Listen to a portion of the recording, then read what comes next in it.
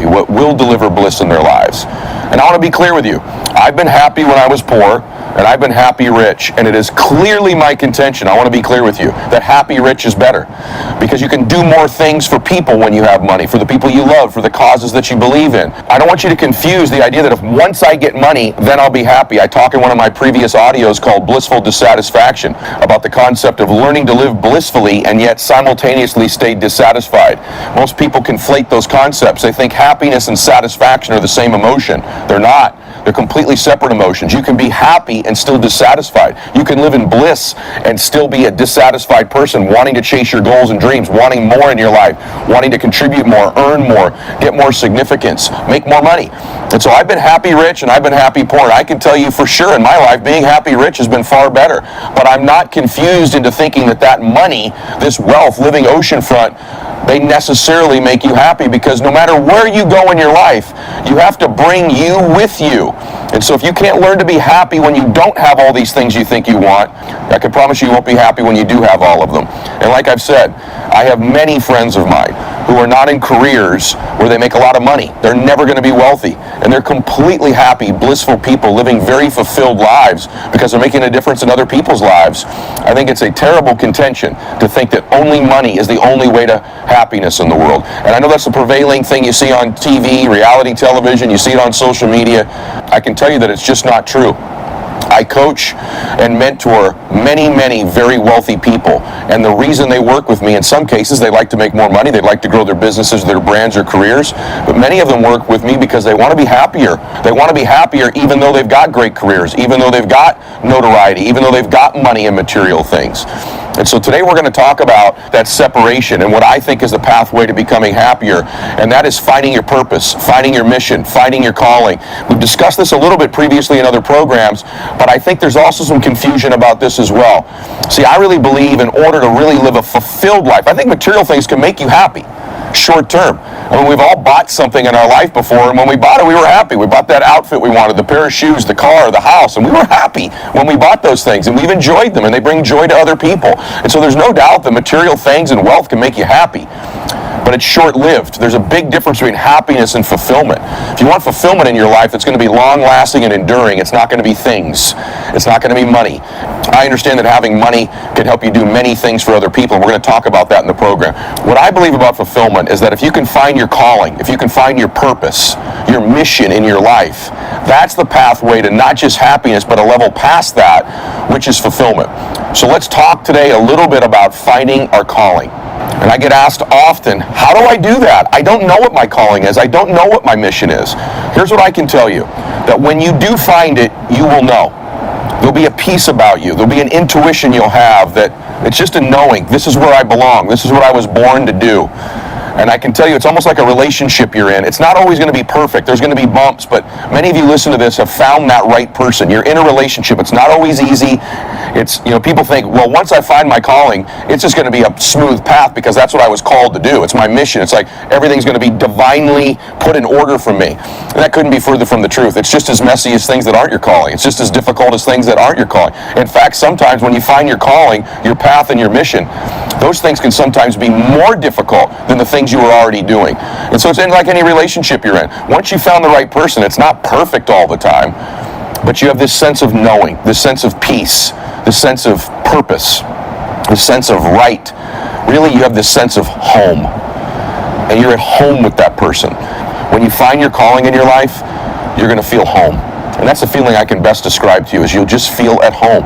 You'll feel like it's right where you belong. And so I want to dispel a couple myths. Number one myth that I hear is that your career has to be your calling, has to be your mission. You know that adage of, once you find something you love, you'll never work another day again in your life. And that's completely true. But I'm just going to be very real with you. For many of you, you're going to find a career that is your calling and your mission and your purpose. And you're going to be blessed that what you do for a vocation is also your calling and your career. But that is not the case for everybody. Sometimes your calling, your mission, your crusade, your purpose is not your career. I think it's important to try to find a way with your work that can best suit your mission and purpose and calling. But for some of you listening to this, you've been trying all your life to find a career that is your calling. Well, what if your calling isn't a career? What if you're supposed to make a bunch of money at your job or your business, and you're going to take that money and you're going to use that towards your calling and your mission and your purpose? In other words, your career, your business is to generate income, revenue, that's going to fund your calling and your purpose and your mission. I can tell you that I have many friends whose job or their business they had wasn't their real calling, but they made a lot of money, and that's why making a lot of money is so wonderful. They made a lot of money in their initial career or business, and they took that money, and that money, what they did with it became their calling and a career. So I just want you to consider, yes, you should be trying to find a job or a business within alignment with your cause. But perhaps that's not the case. What if your cause, for example, is to help cure cancer, but you're a school teacher, or you own a financial services company, or you own a chain of dry cleaners? Are you telling me that you have to find a career in medicine in order to fulfill that calling? It's ridiculous. And so one of the reasons so many people are lost is they're only trying to find their calling and their mission and their purpose in a job, in a career. And that may not be the case. That job and that career may be where you're going to fund your calling and your career on the side. And that leads me to point number 2. I hear all the time about side hustles. Well, what about a side mission? What about a side cause, a side crusade? See, maybe you're going to have a job, and in that job where you're planted right now, it's not what you were called to do as your ultimate contribution to the world, but it's where you're planted, so you should win there now. You should give it all you've got and start a side cause, start a side mission, a side crusade, a side calling. In other words, don't always connect your career to your cause. Maybe you're going to work from 9 to 5 every day somewhere, and when you leave there on the side, you're going to do something that's your calling. And maybe that calling doesn't even require capital. Maybe it's something you're to do in your side hours. So I don't want you to confuse, number 1, always, that your calling has to be your career. It would be great if it was. If that aligns with your skills, terrific. But that's not going to happen for everybody. So number 2, maybe you've got to make a lot of money in your business so that you can take that money and help fund and create that cause, crusade, or mission you have. Maybe number 3, that job you have is never going to fund you a ton of money, but you're going to create a side cause, a side crusade, a side mission, a side calling. And so be thinking about this. These are the pathways to fulfillment. And so it may be your career, it may be making a lot of money in your career, it may be that when you leave that career at the certain time of day, you get to change and put your Superwoman cape on, your Superman cape on, and that's when you decide to donate time.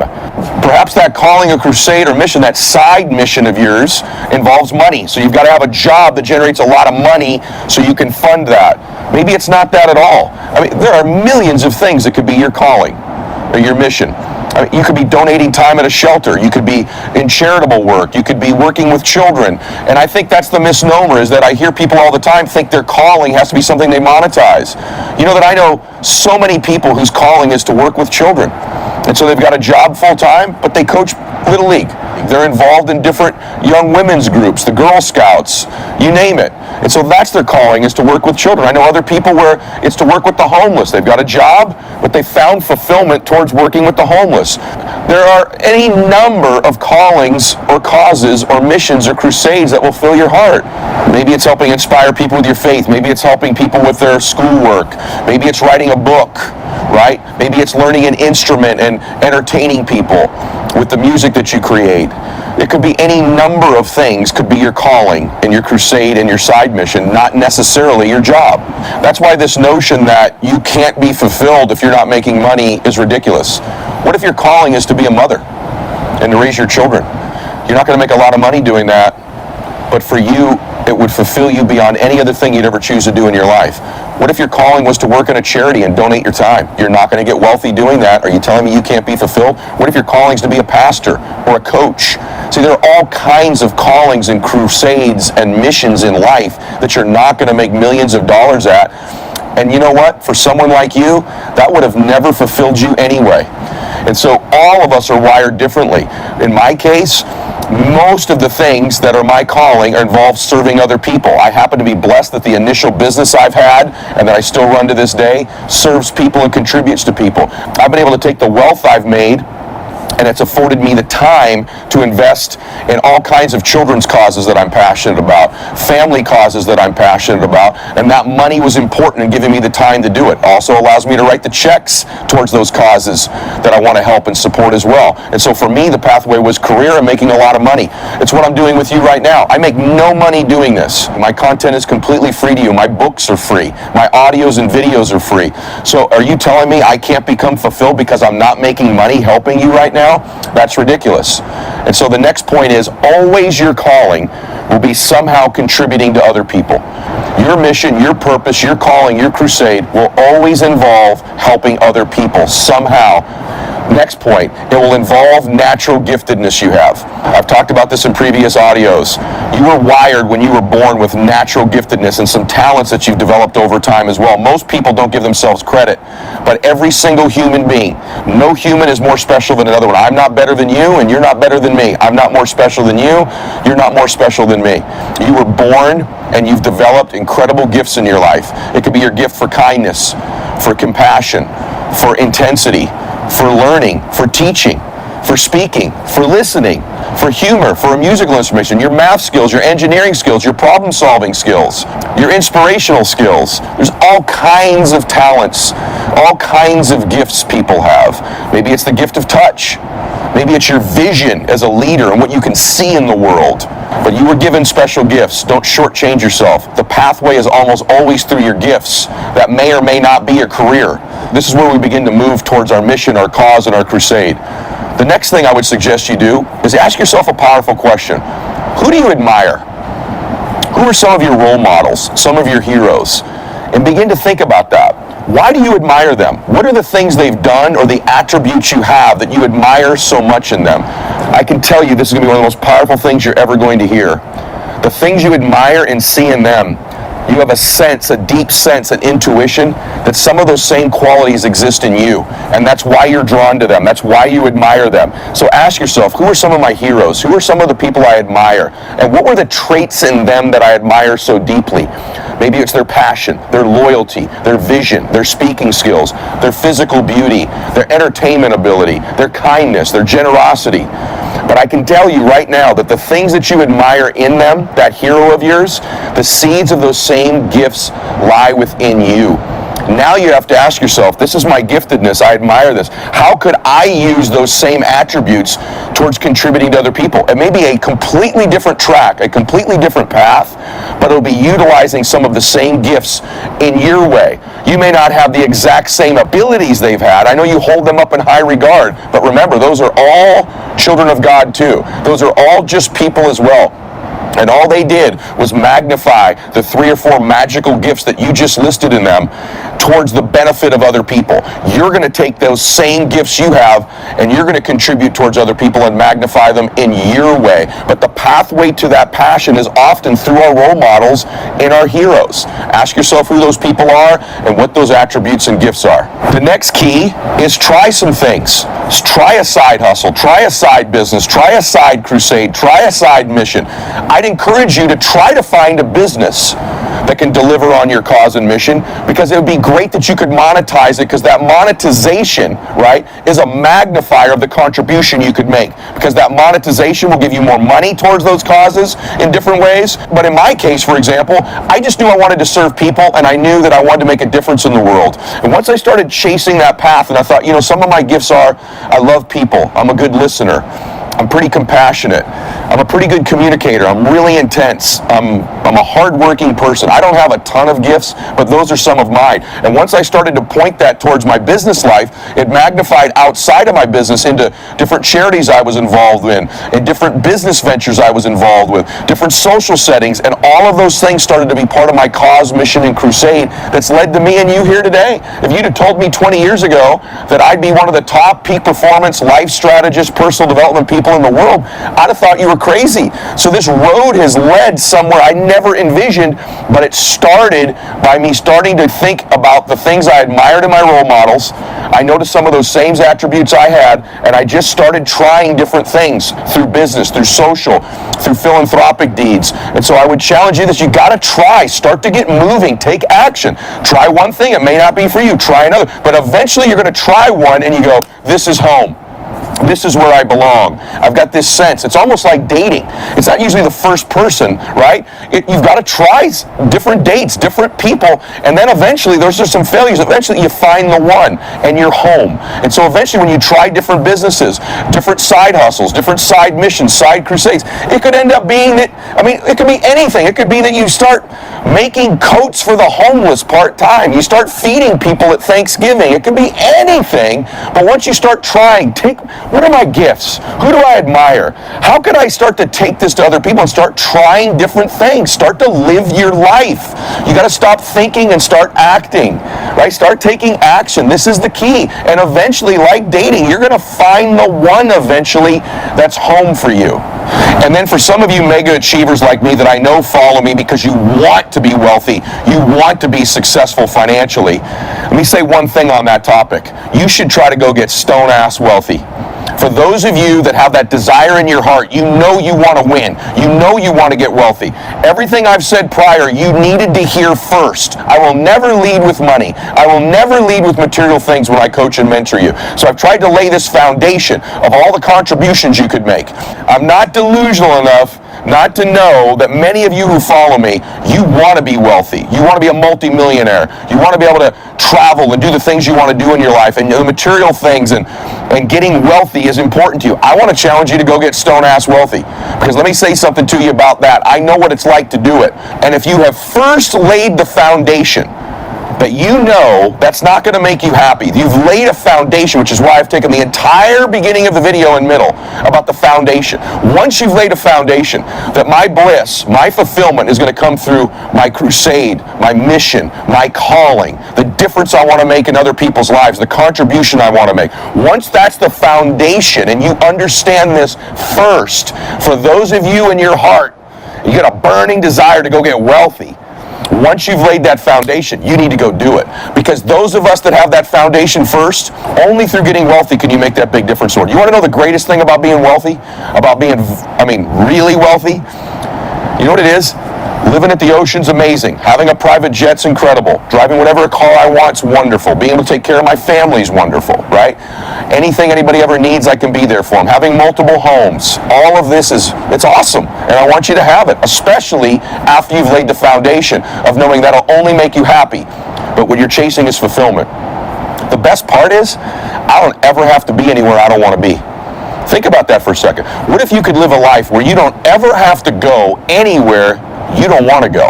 You don't have to be around people you don't want to be around. You have to go to places you don't want to be. And neither does anybody that you love and care about. That type of total freedom of time is why I'm so excited about being wealthy above everything else. Because now I'm totally free to choose what I do with my life. I decided once I got wealthy because I had laid this foundation. And that happened because my original career, many of you know, my original job, it wasn't a career, is I worked at a group home with orphan boys. Wards of the court my boys were. And I made $6 an hour working with young children, 8 and 10-year-old boys. And that laid the foundation. I fell in love with serving other people. I found in love with making a difference for these young men. They just wanted somebody to love them and believe in them. And my gosh, all of a sudden when my athletic career ended, I found this place was home for me. Home for me was actually called McKinley Home for Boys. And that's where I found my life home. My life home I found out there at a young man. I never knew it before. I'd never found that this was what I wanted. I had no idea. I thought my calling was baseball. Right? I thought my calling was to be a professional athlete. And then I found home. My home was making a difference in these precious little boys' lives. They needed someone to believe in them and love them and give them tools to live their lives better. And I found that there, and I invested my entire heart. Right there I knew this is where I belong. And it was from that path. That was the first path. That's why I talk about chasing things. That was the first place I started serving people. And then it led to business. And then it led to other places. And once I got free of my time, I found fulfillment, because what I'm doing with you right now is my home. It's my calling. See, you are just an extension of my first 8 boys at McKinley Home for Boys. I started with 8 to 10-year-old boys, 8 of them. And now I end up reaching millions of people multiple decades later. But it's the same path. My calling is to contribute. It's to use the life skills I've developed. It's to use the fact that I was an insecure and shy person and I needed to learn how to build self-confidence. I learned how to have the brain work, how to think better, how to perform at my peak. I needed to learn how to really, truly become happy. because I wasn't. I needed to learn what's my pathway to fulfillment. I used some of the gifts I listed earlier with those boys, and I'm using them with you now. That's my home. And so, but the best part of being wealthy is my time is mine. I get to spend about every minute of most every single day doing my calling. It's no longer a side hustle. It's a full-time crusade. It's a full-time mission in my life. And I think that's why I feel so fulfilled most of the time in my life. Doesn't mean I don't have bad days. Doesn't mean I'm not down. But I'm most alive when I'm doing this with you right here. It's the greatest honor of my life is contributing to other people, starting with my own family. But for me, that pathway had to come through wealth to free up the time. I didn't want to spend an hour or two a day. I didn't want to reach just 8 or 10 or 20 people. I want to reach millions of people and eventually billions of people through my message, through my trainings, through the tactics and strategies I teach, through the way of thinking that I teach people. And so now the platforms have allowed me to do it as well. But it started out with finding my home. It started out with thinking about the people I admired and what were their gifts and traits. Why did I admire that in them? Because I had some of those same gifts in my own unique way. Now, Dr. Martin Luther King was one of my great heroes. He had this amazing ability to speak and to inspire. He talked about dreams all the time. And I started to think, I'm a dreamer. I can speak. I can contribute. I can inspire. I love people. I believe in people. I'm non-judgmental of people. And I found my way of taking those gifts I saw in him. Mine weren't anywhere near on the scale his were, and neither do yours need to be about your heroes. I'm not deluded into thinking I'm as good a speaker or as good a man as he was, but I saw things in him. I knew his intentions were good. I knew mine were. And I started to do that same stuff with 8 and 10-year-old boys in the group home. And then it magnified and the pathway led. That's how it's going to happen for you. This is truly how we find our calling in our life. And it's truly how we find fulfillment. And so for those of you that want to be wealthy, let's go get it. I want that. There's a whole segment of people that need to go get wealthy to fulfill their mission. Not everybody, though. Some people, their mission is to teach school or to be a pastor or to be a nurse or to be a mother. And that's what's going to fulfill them. And I'm not confused to think that the mothers listening to this that are making a difference in the precious children's lives they touch, or the school teachers that I know, or the people that work in special needs, or for the Special Olympics, or spend their time in charities. I'm not deluded to think I'm more fulfilled than them. That's not true at all. My fulfillment came through this path. Their fulfillment came through that path. But what we all have in common is we're using our gifts that we were given towards the service and contribution of other people. That's the calling, and we've all found our version of home, and you can as well. So finally, ask yourself this question. What would you do if you had all the time in the world to do whatever you wanted to do? What would be the things you'd be doing? I know you'd say, well, I'd be sitting on that beach out there, Ed. And you would for a while, trust me. And maybe you should try it once you get wealthy. But you can only play so many golf courses. You can only sit on so many beaches. And guess what? Sitting on that beach is going to make you very happy. Playing a great golf course is going to make you very happy. Going to an incredible restaurant is going to make you very happy. But there'll be a point where it's just not enough just being happy. You're going to want to be fulfilled. And so get a level past that. If your time was all yours, how would you spend it? Who would you be helping? What would the difference be that you're making? What are some of those gifts you've got that are unique to you? And stop beating yourself up for real. What are some of those gifts? Is it your intentions? Is it your heart? Is it your faith? Is it your voice? Is it your beauty? Is it your humor? Your articulation? Your critical thinking skills? What is your gift? There's 2 or 3 of them, and when you uncover them and you point them in a direction, that path eventually will lead to somewhere that is total fulfillment for you. And so today, I hope this helps you just start to think a little bit more deeply about what would make me fulfilled. Is it really money? Or is it finding my purpose? Is it finding my passion? Is it finding my cause, my crusade, my mission? For some of you, that doesn't require money at all. And for many of you, it does. And I want to help both of you get there, and I want you to both be acknowledged for the incredible difference you make in your life. My prayer for you is that you find happiness, but what I really wish for you, what I really pray for you, is that you find your version of fulfillment, your version of heaven while you're living here on earth. And I can promise you, it's by finding your calling, using your gifts, and contributing to other people. And it's just a matter of starting to try different things. Think about who you admire. Ask yourself what some of those gifts are, and eventually you're going to find your home. I hope this has helped you today. If it has, would you please share this with somebody who needs to hear it? I promise you, you know somebody who's lost right now. That person might have been you before we started today. But I can guarantee you, you know someone who's lost. They've not found their purpose. They've not found their calling.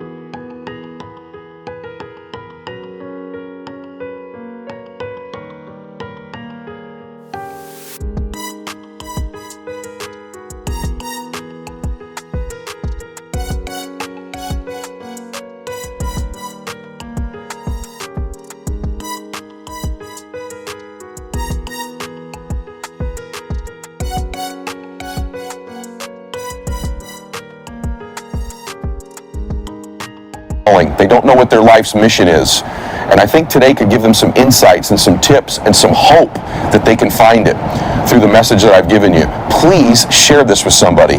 The reason I do this is I want to make a difference in the world. I want to contribute to millions of people's lives, just like my boys at McKinley. I hope that I did a little of that today for you, and I hope that you would do it for somebody by just simply sharing this audio or sharing this video, depending if you're watching it or listening to it. And by the way, having said that, if you're watching this video, click on the link on my Instagram bio or on Twitter or Facebook or wherever you got this from, and subscribe to the audio version of the program, because I'm going to release content on the audio you won't get on YouTube. For those of you that are listening to this on one of the audio platforms, go find Ed Mylett Max Out on YouTube and subscribe to that channel, because I'm going to put content on video.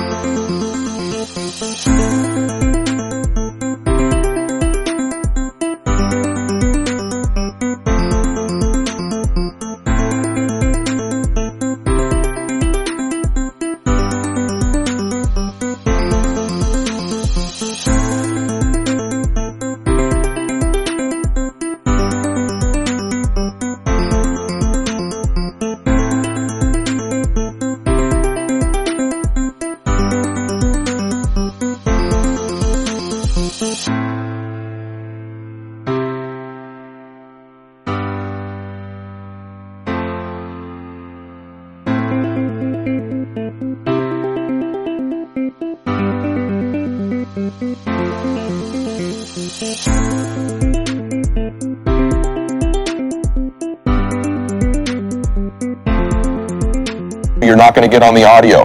And then lastly, a reminder, after you share this with somebody you care about and that you love, who's trying to find their calling or needs to find their calling, I want to remind you that every day on Instagram we do the Max Out 2-minute drill. It's the best thing going on social media. This is the #1 program in the world for a reason. And what we do on social media is the Max Out 2-minute drill, because I want to engage more personally with you. I read every comment. I can't reply to all of them. We reply to a lot of them, but I read every comment on Instagram every day. And the reason I do that is I want to connect more deeply with you. I want to learn more about you. I want to hear about how my message is reaching you and how it's affecting you and what you need from each other in the Max Out universe, in the community there in the comments. Everybody supports each other. It's one of the most